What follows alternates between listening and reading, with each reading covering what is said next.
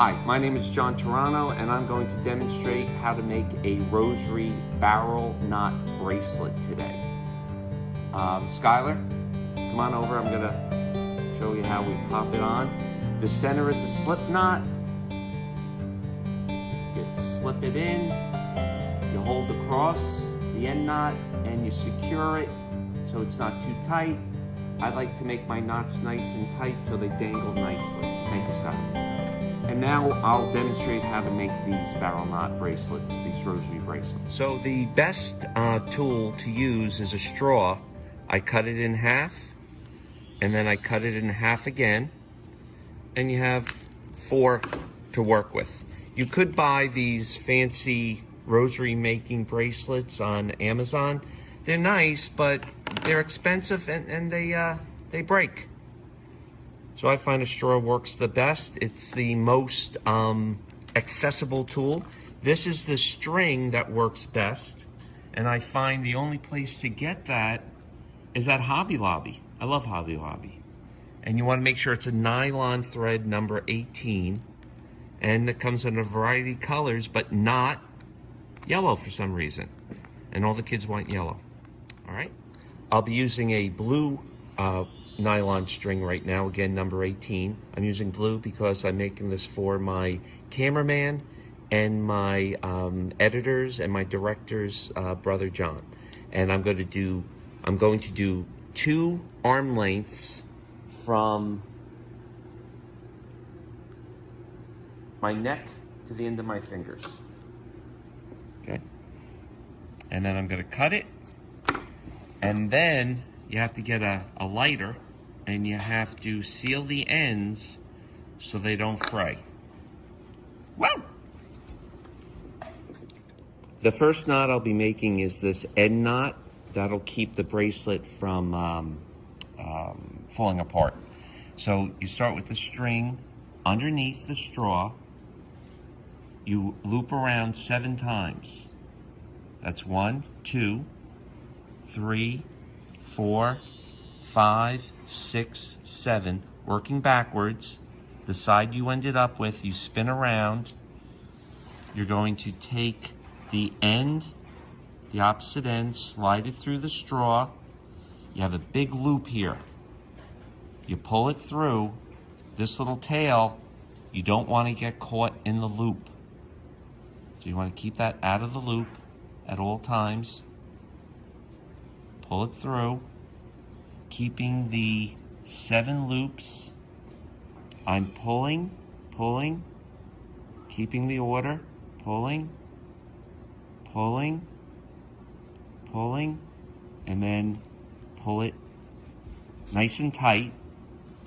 That extra tail, I'm going to trim about a 1/4 inch away. Take my lighter and seal the knot. Lick my finger, wet my finger, and seal up that knot. You got a nice barrel knot there. This will be the second knot we make. We need about 3 inches, but you got to play with it. Watch. You put the first knot underneath. I'm going to loop around 7 times, working backwards. 4, 5, 6, 7. The side I ended up with, I'm going to feed the other end through,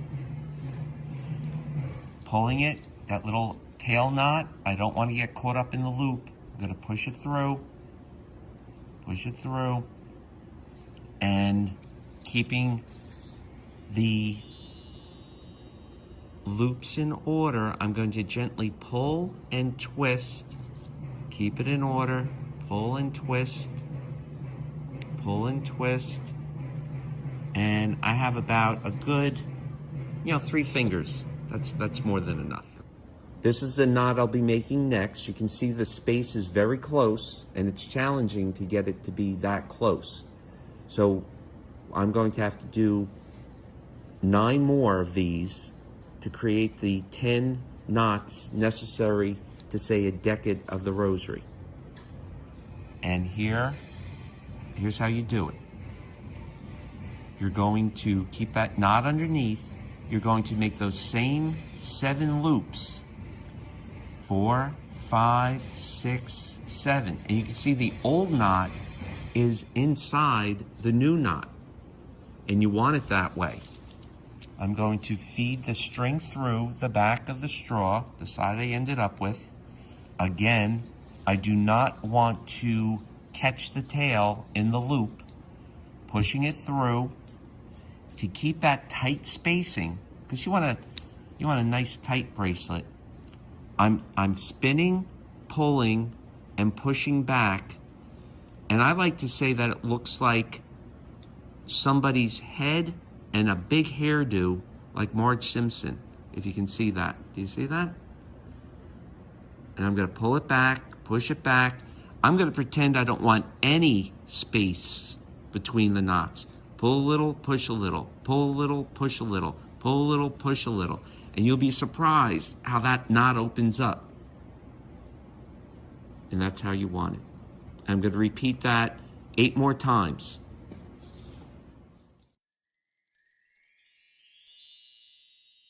1, 2, 3, 4, 5, 6, 7, 8, 9.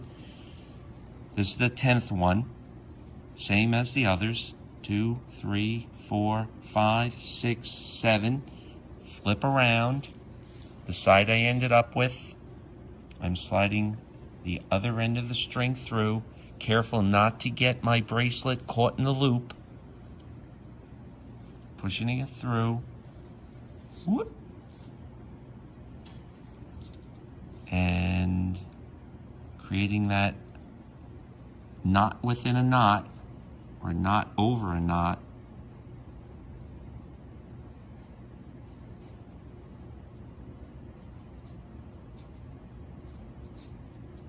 Push it back, pull it a little, push it back, pull it a little, push it back. Now we have our 10 knots. Now we're going to create the cross. The cross is made up of 4 knots, and I'm going to leave a little space, not a lot of space, maybe about an inch, a little less. 1, 2, 3, 4, 5. The head of the cross is made up of 5 loops. I come around, careful not to get caught up in that loop. Pushing it through. And here we want about an inch or so of space, keeping the knot in order, and that is the head of the cross. So now I have that inch between the 10 knots and the head of the cross. The bottom of the cross, I like to make it with 8 loops. 1, 2, 3, 4, 5, 6, 7, 8. You can see that the head of the cross is actually inside the body of the cross right now. And I'm going to pull it through, and here you want the least amount of space between the head and the body as possible.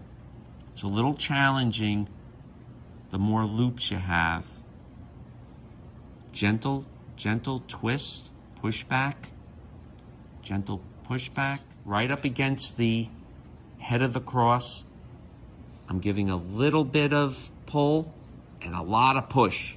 Little bit of pull, a lot of push.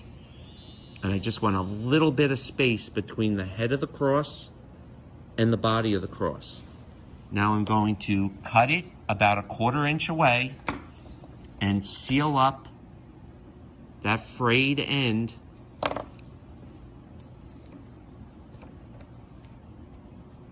And now I'm ready to add the arms to the cross. For the arm of the cross, you need a good 8 inches, maybe a little more. I'm going to cut it, seal up those frayed knots,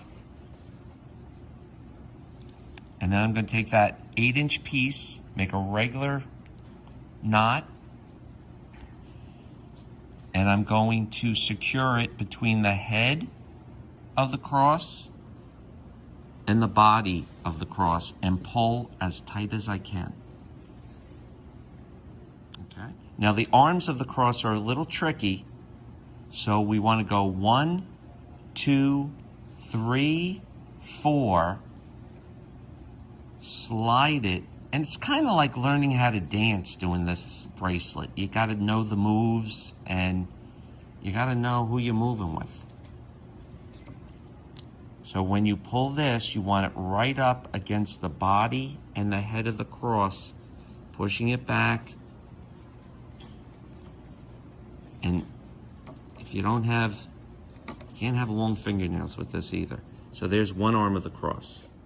I put the straw perpendicular to the head and the body of the cross, and I make 4 loops, and I'm going to slide the end through the straw and then pull as I did in the first arm. Okay, now I'm going to finalize the cross by trimming about 1/4 from the knot and then sealing up the frayed end with a flame. You want to wet your finger before you touch the end, because you do not want to burn yourself. So now I'm ready to add the slip knot. The last knot I'll be making is this slip knot. This keeps the bracelet all together and it makes it adjustable. To do that, you form your bracelet into a loop. You put your straw on top. You take a piece of string about 1 foot long, starting on the bottom, and I carefully loop around 7 times. 1, 2, 3, 4, 5, 6, 7. The side I end up with, I'm going to put the other end through, being careful not to catch anything in the loop. It's a little tricky.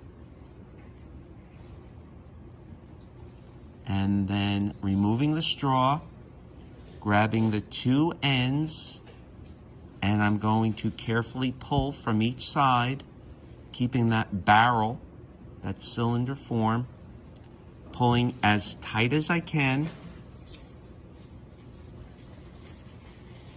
And sometimes I even use a little pair of pliers to really get it tight.